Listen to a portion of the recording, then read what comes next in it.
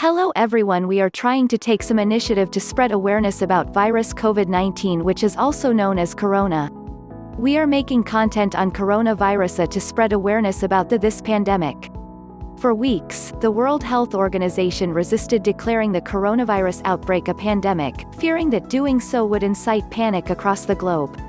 But facing the cameras on Wednesday, the agency's Director General, Dr. Tedros Adhanom Ghebreyesus, did just that, asking for global unity to change the course of this pandemic.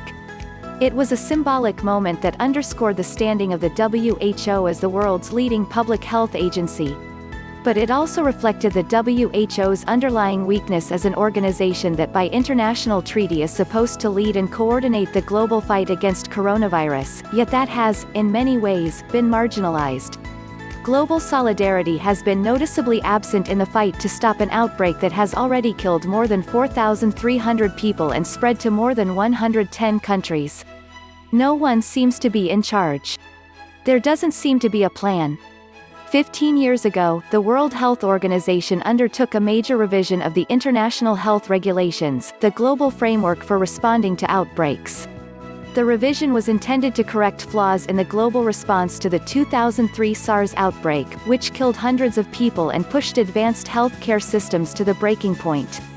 One of the biggest challenges we face is that too many affected countries are still not sharing data with WHO, Dr. Tedros said last month. He has also blamed some countries, he has refused to specify which ones, for failing to take the outbreak seriously enough. As part of the United Nations, the WHO is broadly influential yet hampered by budget and political pressures. It lacks meaningful enforcement authority, creating a telling power imbalance. It is often accused of kowtowing to its donors, from powerful players like the United States and China to private funders like the Gates Foundation. These contradictions contributed to the agency's much criticized response to the Ebola outbreak in West Africa and led some scholars to question the need for such a weak institution. But Rebecca Katz, a scholar at Georgetown University, said such criticism misses a fundamental point. If there wasn't a WHO, you'd have to invent it, said Dr. Katz, who has studied health regulations for more than a decade. They are in a bit of a tough spot because you know you have international law, but then you also know that every nation is sovereign, she said. This time, some former critics credit the WHO for doing a better job, declaring a global emergency much quicker than it did during the SARS and Ebola outbreaks, consistently sharing information with the public and convening more than 300 scientists and research funders to help develop tests, vaccines and medicines. The loophole was the product of hours of negotiations in Geneva, where the revisions were finalized in 2005, according to Gianluca Burchi, who served as the agency's legal counsel for 11 years.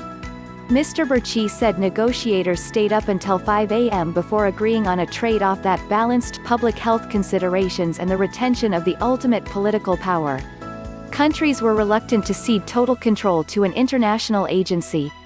They drafted a provision that gave them the right to take health measures that they believed would have similar or better results than WHO recommendations, on the premise that these measures were scientifically grounded and for the common good.